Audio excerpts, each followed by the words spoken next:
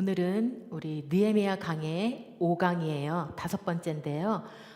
본문은 느헤미야 3장 1절에서 5절까지의 말씀입니다.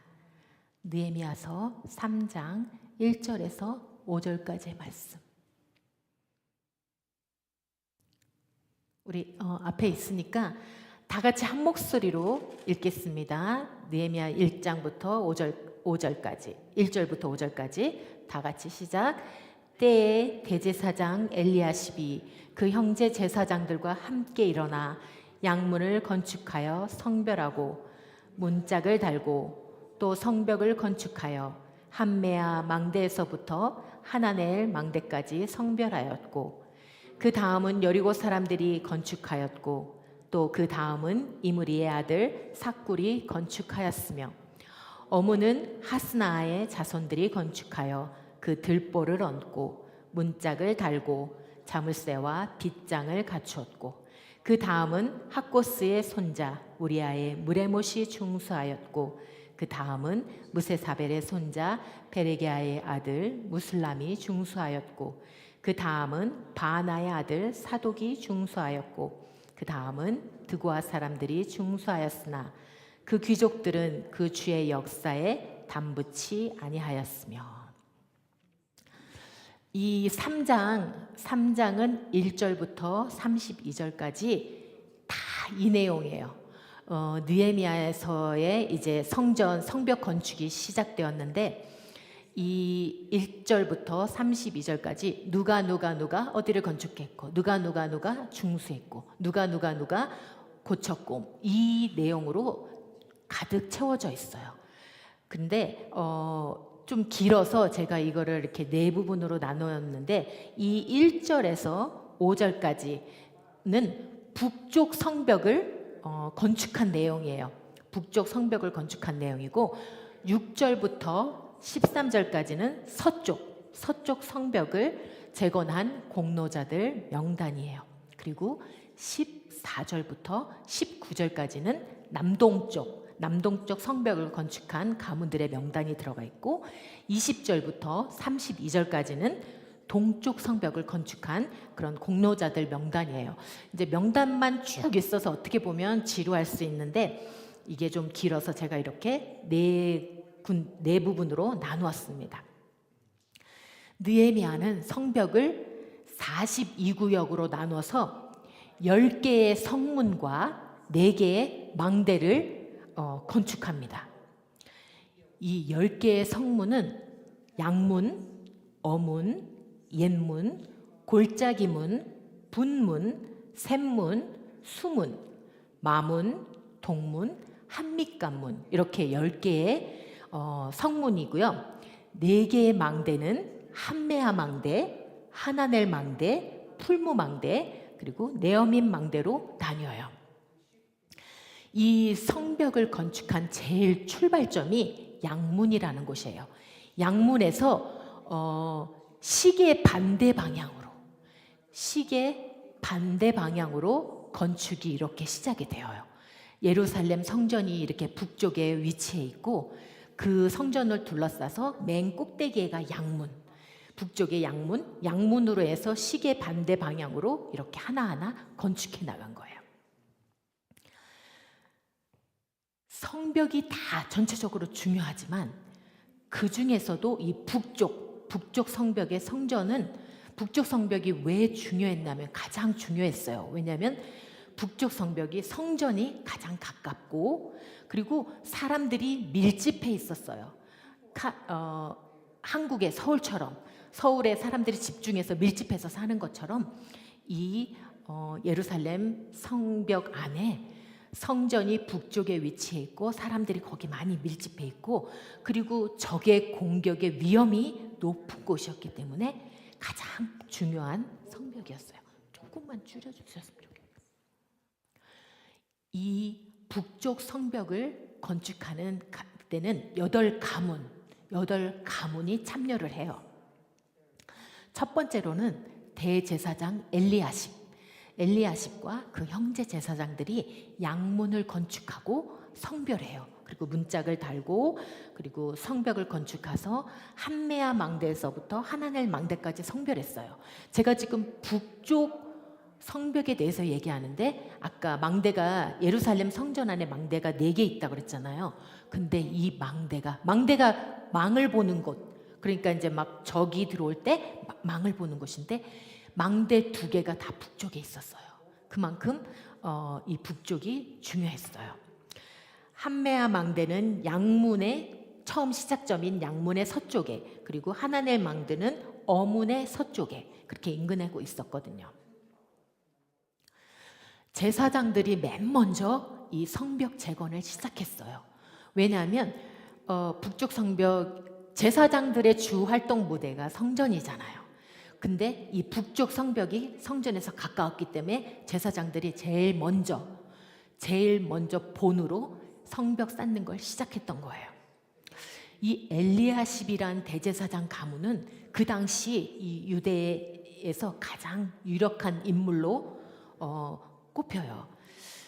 민족들에게 모범이 되도록 먼저 솔선수범해서 공사를 시작했어요. 그러니까 이 성전 맡은 대제사장들이면 막 이렇게 성벽 공사를 하려면 말하자면 노가다거든요. 근데 제사장들이 먼저 솔선수범해서 그 일을 하기 시작한 거예요. 그런데 이 엘리야십 제사장이 그렇게 본이 되었던 사람인데 나중에 뒤에 가면 13장, 지금 3장인데 13장에 가면 13장 28절에 이런 말씀이 나와요. 대제사장 엘리야십의 손자 요야다의 아들 하나가 호론 사람 산발랏의 사위가 되었으므로 내가 쫓아내어 나를 떠나게 하였느니라. 그러니까 이 대제사장의 손자가 산발랏이라는 사람의 사위가 됐대요. 이 산발랏은 누구냐면 지금 이스라엘 백성들이 성벽을 건축하려고 하는데 제일 방해하는 무리 탑2 도비아하고 산발랏이거든요. 그 원수 같은 사람들하고 말하자면 장인 관계가 된 거예요. 그러니까 친인척 관계로 이렇게 맺은 거예요. 선두로 서서 솔선수범하던 제사장이 하나님이 이방인과의 혼인을 금했는데 그것을 허락한 거예요. 자기 손자한테. 그리고 그 증손자한테 그 며느리를 받아들인 거예요. 이 대제사장 엘리야십이 그 원수와 친인척 관계를 맺었어요. 이 말씀을 읽으면서 제가 딱 떠올랐던 말이 나는 날마다 죽노라 했던 바울 사도의 고백이 떠올랐어요. 왜냐하면 이 대제사장으로 먼저 솔선수범을 보일 정도로 그렇게 앞서서 신앙에 정말 유력한 사람이었고 그런 인정받는 사람이었는데 나중에 뒤에 가서는 그렇게 이 원수와 이방인과의 혼인을 하나님의 말씀을 거역하고 혼인을 허락하는 그렇게 무너지는, 그러니까 오늘은 서 있는 것 같은데 내가 오늘은 막 이렇게 하나님 앞에 경건하고 이렇게 강건하게 서 있는 것 같은데 내일은 또 무너지는 게 우리 인생이거든요. 그 말씀이 그래서 날마다 죽노라 하는 사도 바울의 말씀이 막 절실하게 느껴지더라고요. 이 대제사장 엘리야십이 건축한 양문이라는 것은요, 양문, 쉽 게이트, 그냥 말 그대로 양이 들어오는 문. 그 양이 들어오는 문인데 그 문이 어떤 문이냐면 성전 제사를 할 때 이 제물이 들어오는 문이에요. 그 양문을 건축하여 성별했다고 이 말씀이 나와요. 그런데 3장의 이 건축 과정을 총통틀어 볼 때 오직 이 양문만 성별하였다, 구분하였다, 하나님께 바쳤다라는 뜻이거든요. 양문만. 그리고 그 뒤에는 성별하였단 말이 안 나오고 건축하였고 갖추었고 중수하였고 이렇게 쓰이거든요. 그런데 이 양문만이 오직 성별하였고 이렇게 쓰여져 있어요. 왜 양문만 성별하였을까요? 다른 문들 양문, 분문 아까 제가 10개의 성문이 있다고 그랬잖아요. 그 10개 중에 왜 양문만 성별을 하였을까요? 구분하여서 하나님께 드렸을까요? 거룩하게 구분해서. 이 양문을 통해 예배의 제물이 들어오고 시작되는 예배의 회복, 무너진 하나님 나라의 회복을 상징하는 문이에요. 영적으로 양문이.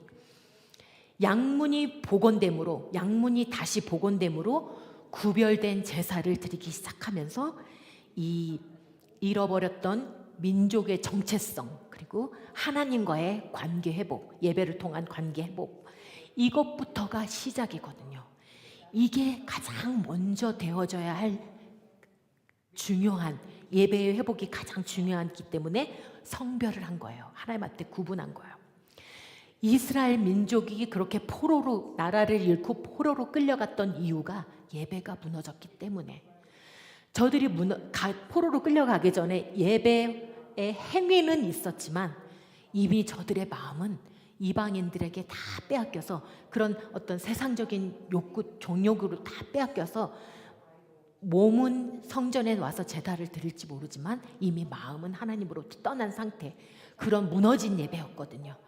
그 무너진 예배가 저들의 삶이 무너지고 나라가 무너지는 결과를 낳았던 거예요. 그래서 이 느헤미야가 가장 먼저 구분하여서 성별하여서 건축한 게 양문이에요. 예배 회복. 그게 가장 기초적이었던 거예요. 성경에 보면 여러분들이 다 잘 아는 아브라함이라는 인물이 나와요.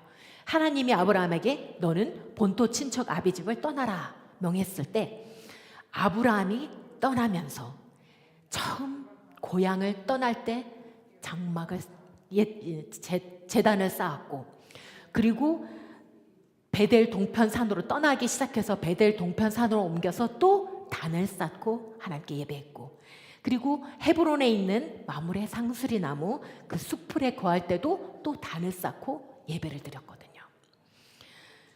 그러면서 아브라함이 그렇게 제단을 쌓아가고 예배를 들어가면서 복의 근원이 된 거예요. 그런데 아브라함과는 달리 조카 롯은 아브라함과 헤어지면서, 둘이 이제 그 가축도 너무 많고 함께 다니기가 너무 무리가 크니까 나누게 된 거예요. 그래서 롯이 아브라함을 떠나서 살게 되면서 예배의 삶이 아니고 자기의 유익, 인본적인 그런 유익을 구하는 삶을 선택해요. 롯은. 창세기 13장 10절에 보면 이렇게 나와요. 이에 롯이 눈을 들어 요단들을 바라본즉 소알까지 온 땅에 물이 넉넉하니 여호와께서 소돔과 고모라를 멸하시기 전이었는 고로 여호와의 동산 같고 애굽 땅과 같았더라. 이렇게 돼 있어요. 애굽 땅과 같이 화려한 땅이었거든요. 이 소돔과 고모라는. 롯은 하나님께 예배하는 삶을 잃어버리고 이젠 자신의 유익, 내 육체적인 평안을 위해서, 더 잘 살기 위해서 소돔과 고모라, 화려한 땅을 선택해요. 사단은요, 항상 내 생각, 그리고 사단이 주는 생각대로 하게 되면 유익할 거라는 것처럼 우리를 속여요. 이렇게 하면 너한테 왠지 이거 잘 될 것 같은 거야. 내가 저 땅을 선택해서 가면 왠지 잘 살게 될 것 같은 거야. 사단은 그런 생각을 우리 마음가운데 부어줘요. 내 생각으로 움직이게끔. 하나님의 뜻이 아니고 하나님의 말씀이 아니고 내 생각대로 움직이게끔 사단은 우리를 속이거든요. 그렇게 되면 왠지 잘 살 것 같은. 소돔 사람은 악하여 여호와 앞에 큰 죄인이었다고 말할 정도로, 그렇게 하나님께서 그렇게 말씀하셨거든요. 그런 땅을 선택해서 갔던 거예요. 여러분도 잘 알다시피 아브라함도 실수했어요.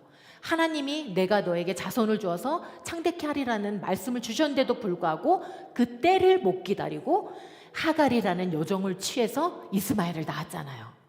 아브라함도 실수했어요. 롯도 실수했어요. 구원받은 저와 여러분도 끊임없이 실수를 하며 살아가요. 그런데 속기도 하고 실수도 하고 잘못도 하지만 아브라함의 마음은 하나님을 향하는 예배의 삶을 계속 이어갔고, 롯은 그렇지 못했다는 거예요. 롯은 하나님보다 세상을 쫓던 롯은 소돔이 멸망할 때 그 아내가 어땠어요? 그 자기가 두고 온 그 재산들의 미련이 남아서 뒤를 돌아보다가 소금 기둥이 됐고, 그리고 이 롯은 두 딸과 관계를 맺어서 모압과 암몬이라는 조상이 됐어요. 그 모압과 암몬은 하나님의 회에 들어올 수 없는, 그렇게 하나님의 백성이, 하나님께 축복받은 백성이 아니었어요. 그런 모압과 암몬의 조상이 돼요, 롯이. 이처럼 예배는 삶의 기둥입니다. 기둥. 예배가 무너지면 삶도 무너지고, 예배가 회복되면 삶도 회복됩니다. 우리 교회의 표어였잖아요. 예배가 무너지면 삶이 회복되고, 예배가 무너지면 삶도 무너지고, 예배가 회복되면 삶도 회복된다. 그 다음 엘리야십이 양문을 성별해서 건축한 다음, 그 다음은 여리고 사람들이 이제 이렇게 시계 반대 방향으로 양문, 그 다음 여리고 사람들이 다음 성벽을 건축해요. 에스라서 2장 34절에 보면 이들은 1차 포로 교환 때 다 이스라엘 백성들이 포로로 끌려갔다가 그 고레스 왕이 포로를 귀환시킨 걸 허락하면서부터 1차, 2차, 3차로 포로들이 자기네 다시 유다 땅으로 돌아오는데, 이스라엘 땅으로 돌아오는데, 1차 포로 교환 때 이 여리고 사람들은 345명이 귀환해서 예루살렘에 거주하고 있었어요. 이 여리고 사람들이 건축한 성벽, 양문 대제사장 엘리야십, 그 다음 여리고 사람, 그 다음에 이므리의 아들 삭굴 가문이 그 다음을 건축했고, 이 삭굴 가문은 1차, 2차 포로 귀환 때 그 명단, 누가 돌아왔다는 그 명단이 있는데 그 명단에는 나오진 않아요. 그렇지만 이 삭굴 가문은 어느 가문의 대표인 것은 분명해요. 이렇게 삭굴 가문이 그 다음을 또 지었고, 그 다음이 어문인데, 어문은 하스나의 자손들이 건축했다 그래요. 그들이 들보를 얹고 문짝을 달고 자물쇠와 빗장을 갖췄어요. 어문 역시 말 그대로 피쉬, 물고기가 공급되던 문이에요. 지중해 연안을 바라보고 있던 어문을 나가면 지중해 연안이었어요. 그래서 그 어문 옆에 바로 어시장, 생선 시장이 있어서 욥바나 두로에서 예루살렘에 공급되어지는 물고기들이 이 문을 통해서 들어왔어요.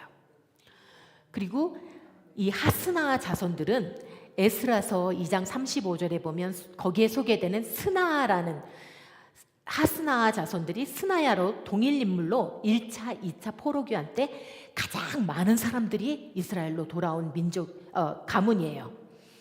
그 다음 하스나 가문 다음에, 그 다음은 어문에서 또 서쪽 방향의 성벽을 학고스 손자 우리의 아들 무레못이 증수했다고 그래요.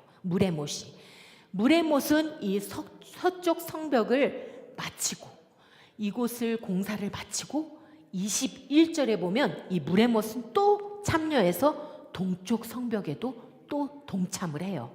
자기 일을 다 마치고, 어떻게 보면 그 성벽 공사가 힘들잖아요. 쉽지 않은, 정말 밖에서 정말 그 무거운 돌을 날리면서 그 공사를 해야 되는 그건데, 그 공사를 다 마치고 쉬고 싶을 만도 한데 이 무레못은 또 동쪽 성벽 공사를 하는데 동참해서 공사를 할 만큼 하나님에 대한, 그렇게 희생할 정도로, 헌신할 정도로 하나님에 대한 뜨거운 사랑의 소유자였어요. 그 다음은 학고스 가문이 쌓은 성벽에 이어서 서쪽 방향으로 이어진 성벽을 쌓은 무슬람 가문이라고 나와요. 이 무슬람 가문도 역시 6장 18절에 보면 자신의 딸을 도비야, 아까 말했던 산발락과 도비야, 이 성벽을 반대하고 하던 무리 중에 도비야와 자기의 딸을 그러니까 결혼을 시켜요. 도비야의 집안과. 그래서 이방인과의 통혼을 교회의 순수성을 파괴하는데 이 무슬람 가문 역시 그런 잘못을 저질러요. 그 다음은 바하나의 아들 사독 가문이 준수를 해요. 그들이 준수한 것도 서쪽 성벽이었어요. 그 다음은 드고아 사람들이 준수하였으나 그 귀족들은 그 주의 역사에 담붙이 아니하였다. 이렇게 나와요. 담부치 아니하였단 말이에요. 담부치라는 말 원어적인 뜻은 뭐냐면 그들의 몫을 하지 않았다는 거예요. 그 드고아의 귀족들이, 그 귀족들은 자기들이 해야 할 몫을 행하지 않고 어떤 자기들은 특권층이라고 생각한 거예요. 나 같은 특권이 어떻게 그 하찮은 일을 해? 어떻게 그 노가다를 내가 어떻게 그 일을 해? 귀족들은 참여하지 않았대요. 동참하지 않았대요. 그런데 어디에나 이런 사람들은 있어요. 뭐 교회뿐만이 아니라 어디 학교든 직장이든 같이 협력해서 우리가 이 일을 합시다 하면 꼭 그런 사람들 있어. 아우, 난 몸이 안 좋아서요. 아이고, 난 바빠서요. 난 시간이 없어서요. 이러면서 이렇게 참여하지 않는 사람들이 꼭 있어요. 귀족들의 책임감 없는 이 모습 속에서 보면 1차, 2차 포로교환 때 명단에도 이들의 소개가 없어요. 그걸로 보면 귀족들이 일했던 것처럼 내세울 만한 지도자가 없었던 것 같아요. 이 집안도. 드고아는 사람 이름이 아니고 지명 이름입니다. 선지자 아모스라는 선지자를 아실 거예요. 이 아모스 선지자도 드고아 출신이에요. 예루살렘 남동쪽 14.5km 지점, 베들레헴 남쪽 약 8km 지점에 있는 해발 822m 구릉에 위치한 전략적 요충지로 알려진 성읍이 드고아 성읍이었어요. 이 당시에 이 예루살렘 성벽을 반대하던 도비아와 산발랏이 사마리아의 총독이었거든요. 도비아는 그 사람 밑에 서 있던 바로 밑에 소아였고, 이 대제사장 엘리야십 가문이 자신의 증손자를 산발랏의 딸과 동맹 결혼을 맺고, 무슬람 가문도 도비아를 자신의 사위로 맞은 것이 어떻게 보면 이들의 이런 행위가 동맹을 맺어서 친분을 쌓아서 이스라엘 백성들이 그냥 두루두루 전쟁을 싸우지 않고 두루두루 그냥 편안하게 살기 위해서 인간적인 생각으로 그들과 동맹을 맺었던 거예요. 여러분들이 잘 아는 솔로몬이 얼마나 위대한 왕이었어요. 1000번제를 드리고 하나님이 정말 솔로몬에게 귀한 축복도 줬잖아요. 지혜뿐만이 아니고 정말 재물 모든 것을 다 주셨거든요. 그런데 솔로몬의 외교 정책이 그랬어요. 주위의 나라들 모압, 암몬, 에돔, 시돗, 헷 이런 이방의 많은 이런 여인들을 아내로 맞아요. 그래서 동맹을 맺어요. 두루두루 전쟁 없이 그냥 편안하게 살려고 이 사람들과 혼인을 해서 그냥 이렇게 동맹 관계를 맺었거든요.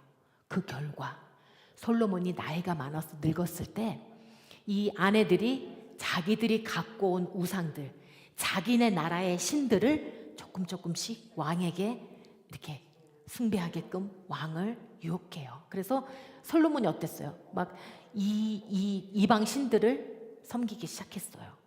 처음 시작은 좋았는데 끝은 그다지 좋지 못한 길을 걸었어요.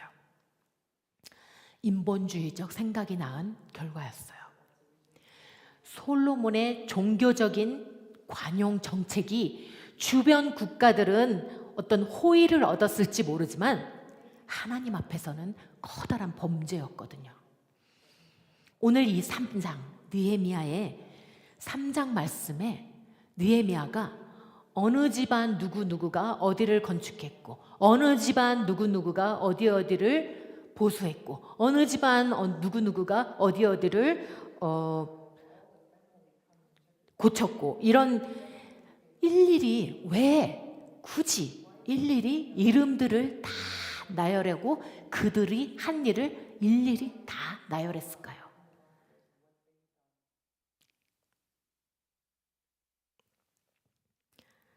굳이 그러지 않아도 되는데 느헤미야의 이 기록은 하나님의 눈이에요. 하나님의 눈. 하나님께서 그렇게 우리를 바라보시고 계신다는 거예요. 세계성격교회 홍병기 집사가 성전을 위해 하나님을 위해 무슨 일을 하였다고 낱낱이 기억하신다는 거예요. 하나님이. 마태복음 10장 30절에 보면 너희에게는 머리털까지 다 세신 바 되었나니 라고 말씀이 있어요.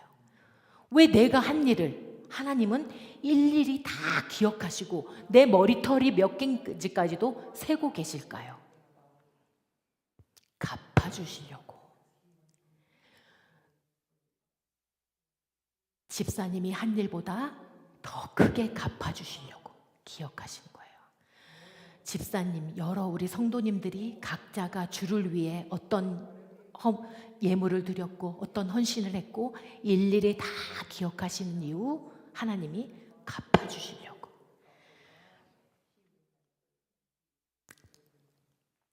출애굽기 2장 24절에 보면 이 말씀이 있어요. 하나님이 그 고통 소리를 들으시고 아브라함과 이삭과 야곱에게 세운 그 언약을 기억하시고 하나님의 갚아주신 액션은 뭐였냐면요, 그 당시 이스라엘 백성들은 430년 동안 애굽의 노예 생활을 하고 있었어요. 하나님이 기억하신 이유는 갚아주시기 위함인데 노예 생활에서 끄집어내서 자유를 주실 뿐만이 아니라 하나님의 백성, 너희는 이제부터 내 백성이야, 하나님의 백성으로 품어주신 거예요. 당신의 자녀로 품어주신 거예요. 그 큰 은혜를 허락하여 주셨어요. 하나님의 선택된 백성으로의 생활이 시작돼요. 신약에서도 동일하게 사도행전 10장 4절에 보면 고넬료 가족이 나와요. 고넬료가 주목하여 보고 두려워 가로되 주여 무슨 일이니까? 천사가 가로되 내 기도와 구제가 하나님 앞에 상달하여 기억하신 바가 되었으니. 고넬료가 한 구제와 고넬료의 기도가 하나님 앞에 상달을 해서 하나님이 기억하신 바가 되었대요. 그때 하나님이 주신 은혜, 기억하시고 갚아주신 은혜가 뭐냐면 사도행전 10장 44절에 보면 베드로가 이 말할 때에 성령이 말씀 듣는 모든 사람들에게 내려오시니 하나님이 친히 성령으로 그 가정에 임하셨어요. 말씀을 듣는 모든 사람들에게 세상에서 가장 귀한 선물, 하나님 당신을 주신 거예요. 그 선물, 갚아주시는 하나님, 기억해 주시는 하나님. 반면에 하나님은 이 드고와 귀족들이 자신들은 특권층이라고 내세워도 동참하지 않은 그 사실도 기록하고 있잖아요. 기억하고 계시는 거예요. 그것도 기억하고 계세요. 그리고 우리들의 죄악들도 기억하시고 때로는 재앙으로 쓸어버리시잖아요. 참 공의의 하나님이세요. 내가 한 선한 일뿐만이 아니라 우리가 했던 악한 일도 하나님은 기억하고 계신다는 거예요. 내가 게으름 피우고 귀찮아서 참여하지 않았던 일들, 그거 다 일일이 기억하시면 여러분들 얼마나 두렵겠어요. 무서워서 아마 하나님 앞에 못 나갈 것 같아요. 진짜 경각심을 주는 말씀이지만 때로는 내 욕심이, 내 게으름이 하나님 앞에서 부끄러운 일을 했을지 모르지만 오늘 아브라함처럼 계속해서 예배의 단을 쌓으면서 거룩하게 성장해 나가시면 예수 그리스도의 대속의 은혜가 그래서 있는 거예요. 우리의 죄악이 하나님이 낱낱이 다 기억하시면 살아있을 사람 아무도 없어요. 그래서 예수님께서 우리들의 이 죄악들을 내가 지금 과거에 지었던 죄, 지금 짓고 있는 죄, 앞으로 지을 죄까지도 예수님이 다 짊어지고 대신 십자가에서 돌아가신 거예요. 그리고 우리를 깨끗게 해주셨어요. 이사야서 44장 21절에서 22절 말씀을 보면 하나님이 이렇게 말씀해요. 야곱아 이스라엘아 이 일을 기억하라. 너는 내 종이니라. 내가 너를 지었으니 너는 내 종이니라. 이스라엘아 너는 나의 잊음이 되지 아니하리라. 내가 결코 너를 잊지 않을 거야. 너는 나의 잊음이 되지 아니하리라. 내가 네 허물을 빽빽한 구름에 사라짐같이 네 죄를 안개에 사라짐같이 도말하였으니 너는 내게로 돌아오라. 내가 너를 구속하였음이니라. 예수 그리스도의 십자가의 은혜를 믿는 사람들에겐 이 은혜가 있어요.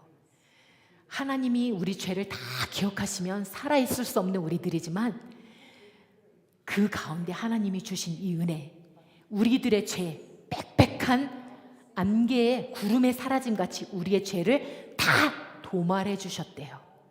그리고 돌아오라는 거예요. 아버지 품으로 돌아오라는 거예요. 이게 아버지의 마음, 진심이십니다. 느헤미야서에 이렇게 3장에 굳이 이 사람들의 명단 하나하나 저들이 한 일 하나하나 나열하면서 내가 너희를 그렇게 보고 있어. 내가 너희를 그렇게 기억하고 있어. 너희가 한 일을 다 그렇게 기억하고 있어. 내가 갚아줄 거야. 그 약속이에요. 에베소서 4장 15절에서 16절 이 말씀이 있습니다. 오직 사랑 안에서 참된 것을 하여 범사에 그에게까지 자랄지라. 그는 머리니 곧 그리스도라.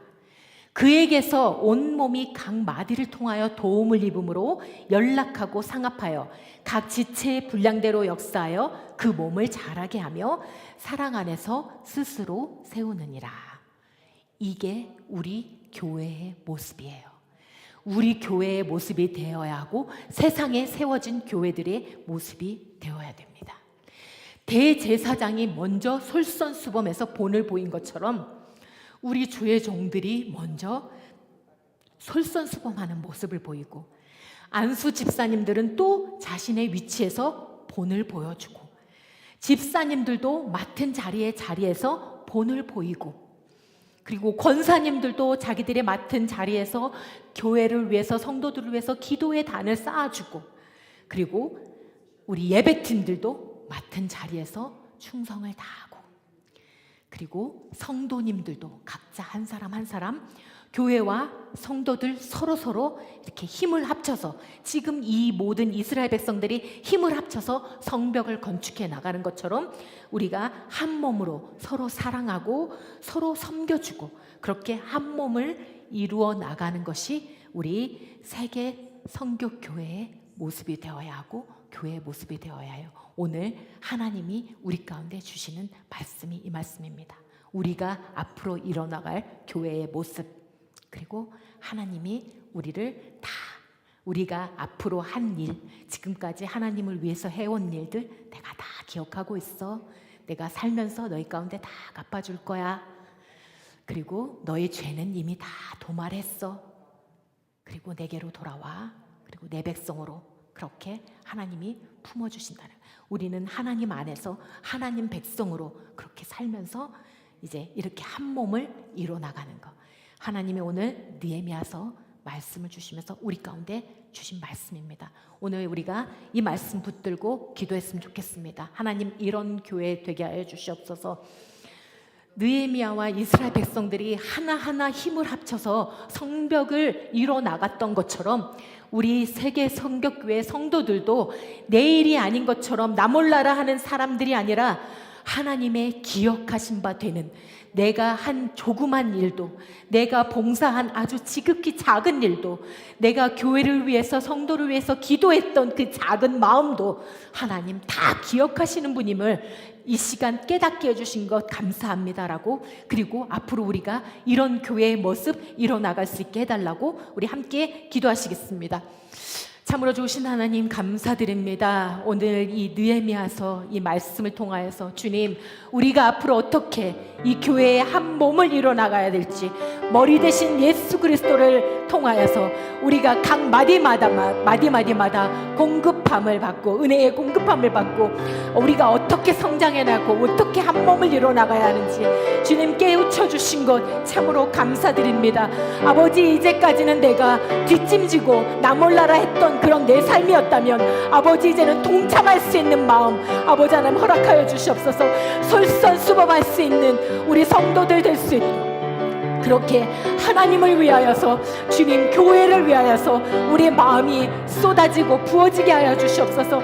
주님의 기억하신 바가 될 수 있는, 참으로 아버지께서 좋게 기억하실 수 있는 우리 삶이 되도록, 주님 이렇게 아버지 게으름으로, 나태함으로, 교만함으로 기억되는 것이 아니라 주님 앞에 헌신하는 마음, 희생하는 마음, 그러한 마음, 그런 우리의 모습으로 주님께 기억되어지는 우리 삶이 될 수 있도록 아버지 하나님, 우리 성도들 한 영혼 한 영혼을 붙들어 주시고 한 영혼 한 영혼을 이끌어 주시옵소서.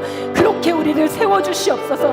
아브라함을 열국의 아비로 주님께서 세워 나가셨던 것처럼, 아브라함이 예배의 단을 끊임없이 쌓았던 것처럼 우리가 늘 주님 예배를 성공하여서 삶들이 성공되어지고 우리 영혼들이 살 수 있는 그러한 삶을 이뤄낼 수 있도록, 내가 살 뿐만이 아니라 내 이웃을, 내 성도를 살릴 수 있는 그런 우리가 될 수 있도록 주님 축복하여 주시옵소서.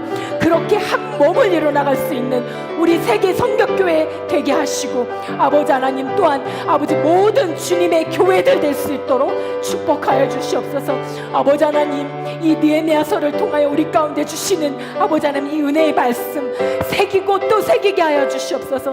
아버지, 기억된 바 되는, 주님 앞에 기억한 바 되는 우리 성도들 다 될 수 있도록, 좋은 면으로 아버지 하나님 기억되어진 우리들 될 수 있도록 주님 축복하여 주시옵소서. 아버지 하나님, 참으로 감사드립니다. 늘 부족합니다. 주님 앞에 우리의 죄악이 낱낱이 기억된다면 정말 주님 앞에 설 수도 없고 나아갈 수도 없고 죽을 수밖에 없는 우리들이지만, 아버지 하나님, 주님 예수 그리스도의 대속의 은혜가 아버지 이 모든 죄를 도말하셨음을 주님 말씀하여 주셨습니다. 그 말씀 믿고 의지합니다.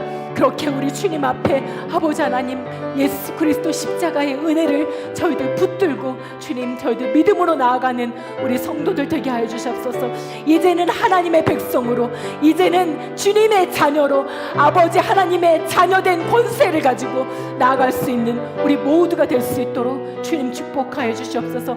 하나님 나라를 위하여, 교회를 위하여 주님 조금 더 마음 드릴 수 있는, 조금 더 내 헌신을 드릴 수 있는 우리 성도들의 삶이 되기 원합니다. 아버지 하나님, 그렇게 채워주시옵소서. 그렇게 우리를 세워주시옵소서. 그렇게 우리를 거룩하게 자라게 하여 주시옵소서. 늘 어린아이와 같은 신앙이 아니라 이제는 성장할 수 있는 아버지 하나님 우리 성도들 될 수 있도록 주님 축복하여 주시옵소서. 오늘 우리 가운데 귀한 말씀 주신 것 참으로 감사드립니다. 아버지 하나님, 주님 은혜 주님 감사드립니다. 모든 영광 주님 받으시옵소서. 부족한 우리들의 삶을 통하여 오직 주님 영광 받으시옵소서. 주님 영광 받으시옵소서. 주님을 감사드립니다.